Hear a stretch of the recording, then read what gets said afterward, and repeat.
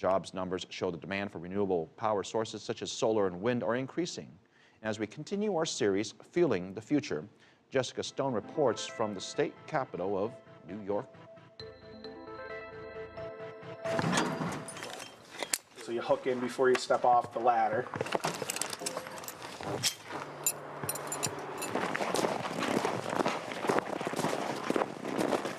Here in the American snowbelt, solar panels are in demand.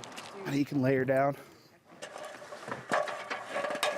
Hudson Solar is paneling more than a dozen houses a month in New York State. Yeah, we're ready for the next one. I'll finish clipping this up. Last winter, we saw a lot of people calling in saying that their bills were doubling, and that definitely kept the phone ringing for us. For this family, the cost of the loan to pay off the solar panels is still less than their average monthly power bill.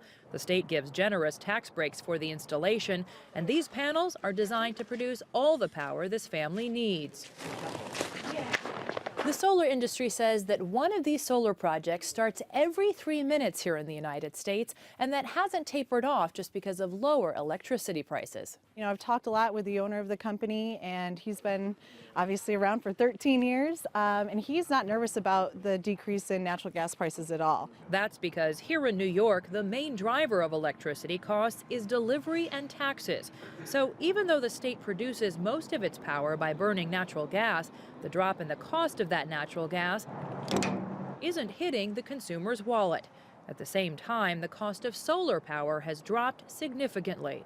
When I first started getting involved in solar, which was in the 2004-2005 time frame, a solar panel cost about $3 a watt to buy, and today they cost in bulk.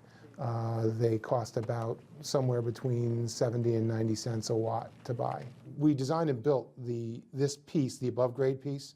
Mark Scheer has been designing power infrastructure for 35 years and says across the globe, the opportunities are growing to bring more environmentally friendly electricity production online. But he says renewables aren't likely to completely replace fossil fuels for power production anytime soon. I don't see that in my lifetime. I see renewables being something along the order of maybe 30% of our power production. Scheer says to go beyond that, the world needs longer-lasting batteries and a more reliable transmission infrastructure that can accommodate an increase in renewable power production. That puts a lot of pressure on national governments to invest in long-term power facilities to support diversification.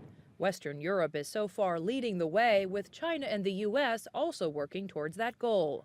It's a huge undertaking.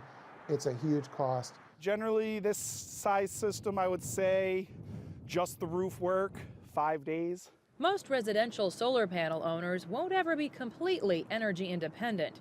When the sun goes down, so does the electricity source, so they still rely on other types of power generation at night.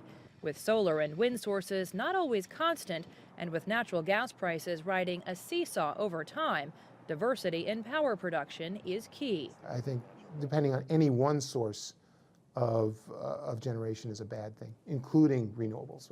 There needs to be a proper mix. Jessica Stone, CCTV, Albany, New York.